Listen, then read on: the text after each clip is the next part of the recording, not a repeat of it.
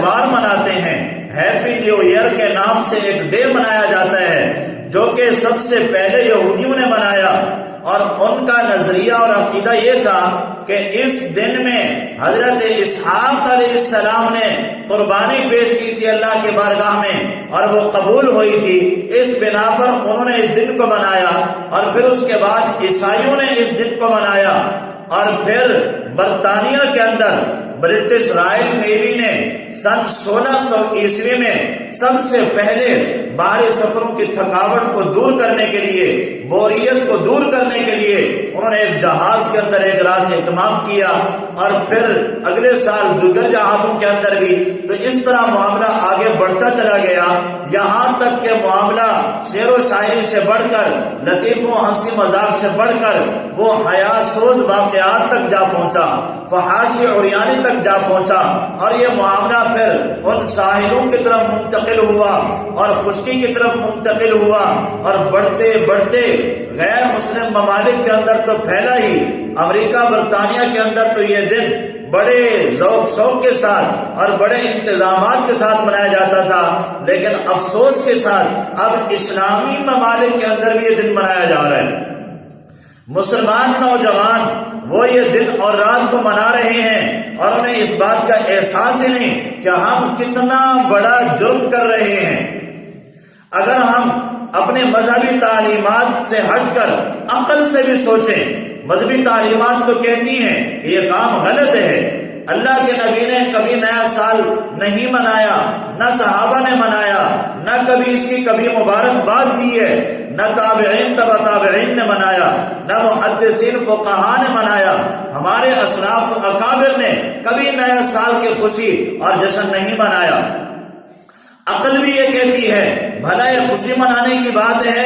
ہماری زندگی کا ایک سال چلا گیا، ایک سال کٹ گیا، ہمیں تو اس پر بیٹھ کر آنسو بہانے چاہیے تھے، ہمیں تو افسوس کرنا چاہیے تھا، ہمیں تو سابقہ کی تلافی کرنی چاہیے تھی، الٹا ہم اس کے اوپر جشن منا رہے ہیں، ہم اس کے اوپر خوشی کر رہے ہیں۔ ہماری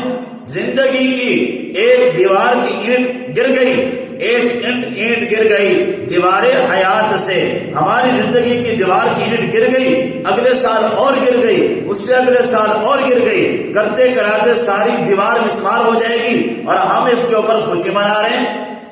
یہ غیر مسلموں کے نکالے ہوئے دن ہیں، کبھی برتھ ڈے کے نام سے، کبھی مدر ڈے، کبھی فادر ڈے، کبھی ٹیچر ڈے، کبھی ویلنٹائن ڈے، کبھی کرسمس ڈے، کبھی ہیپی نیو ایئر ڈے۔ یہ سارے ڈیز یہ غیر مسلموں کی طرف سے، مغربی تہذیب کی طرف سے، یہ کلچر ڈے کے نام پر، مغربی تہذیب کے نام پر یہ مسلم ممالک کے اندر پھیلائے گئے، اور مسلمانوں نے ان کو لے لیا اور اس کے اندر شرکت کرنا شروع کر دی، منانا شروع کر دیا۔ نبی علیہ السلام نے فرمایا تھا لَتَتَّبِعُنَّ سُنَنَ مَنْ كَانَ قَبْلَكُمْ شِبْرًا بِشِبْرٍ، فرمایا کہ اے لوگو تم غیر مسلموں کے طریقے پر اور اپنے پہلے لوگوں کے طریقے پر ایسے چلو گے جیسا کہ یہ بالشت کے ساتھ ہے، اس کے برابر ہے، وَذِرَاعًا بِذِرَاعٍ، اور جیسا کہ یہ بازو کے برابر ہے، وَحِزْبَ النَّعْلِ بِالنَّعْلِ، جیسا کہ جوتا جوتے کے برابر ہوتا ہے، تم ایسے ہی ان کی پیروی کرو گے، یہاں تک کہ اگر ان میں سے کوئی گوہ کے بل میں داخل ہوا تم بھی اس کے اندر داخل ہوگے، وہی پیروی چل رہی ہے ان کی۔ جبکہ سال کے اختتام پر ہمیں دو کام کرنے چاہیے، ایک کام تو یہ کرنا ہے ماضی کا محاسبہ کرنا ہے، دوسرا کام یہ کرنا ہے مستقبل کا لائحہ عمل تیار کرنا ہے، فیوچر پلاننگ کرنی ہے، ماضی کا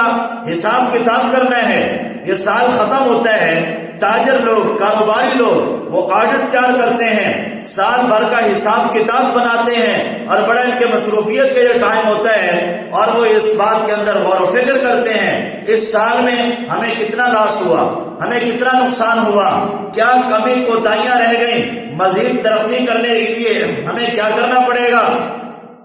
تو وہ سابقہ کا حساب کر کے آئندہ کا لائحہ عمل تیار کرتے ہیں، اپنے کمی کوتاہیوں کو پورا کرنے اور تلافی کرنے کا سوچتے ہیں، جبکہ ہم لوگ اس بات سے غفلت کرتے ہیں، جبکہ ہمیں اپنی زندگی کا اور اس پورے سال کا اعمال کا آڈٹ تیار کرنا ہے۔ ہم نے یہ سوچنا ہے کہ اس پورے سال کے اندر مجھ سے کتنے گناہ ہوئے،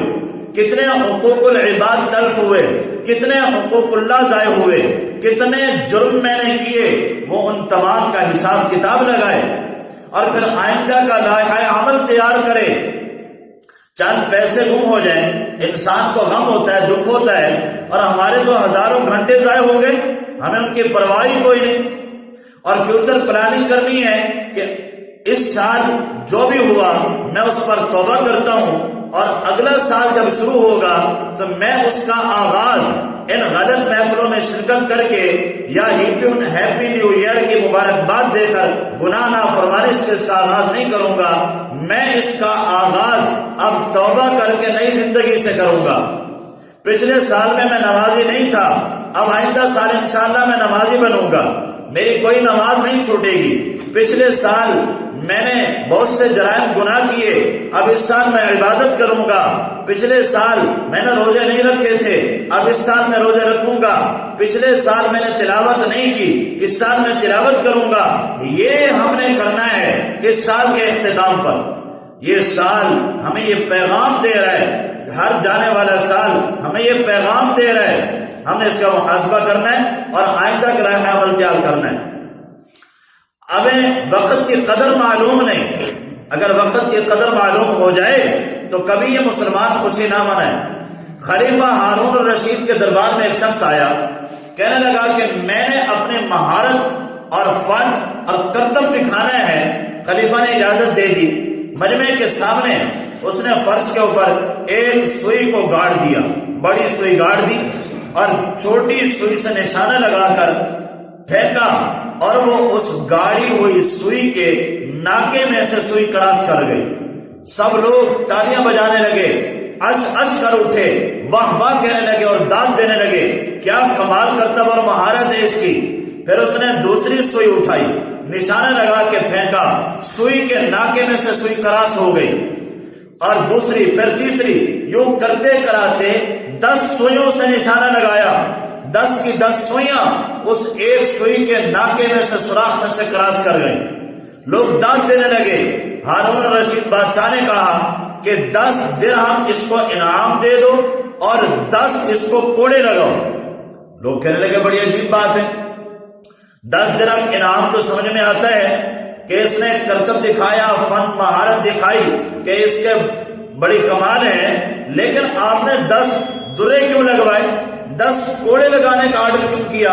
ہارون الرشید نے کہا کہ یہ جو میں نے انعام دیا یہ اس کی مہارت کا ہے اور اس کی محنت کا ثمر ہے، لیکن 10 کوڑے میں نے اس لیے لگوائے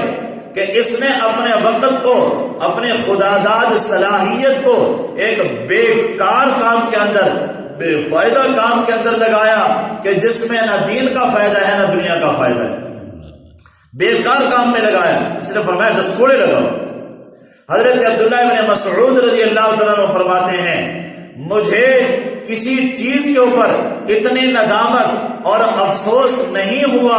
حسرت نہیں ہوئی جتنا کہ اس دن کے اوپر ہوتی ہے کہ جو میرا دن زندگی میں سے گزر گیا، چلا گیا، اور اس میں میرے نیک اعمال میں اضافہ نہیں ہوا، میں اس میں کوئی عمل نہیں کر پایا۔ حضرت میمون بن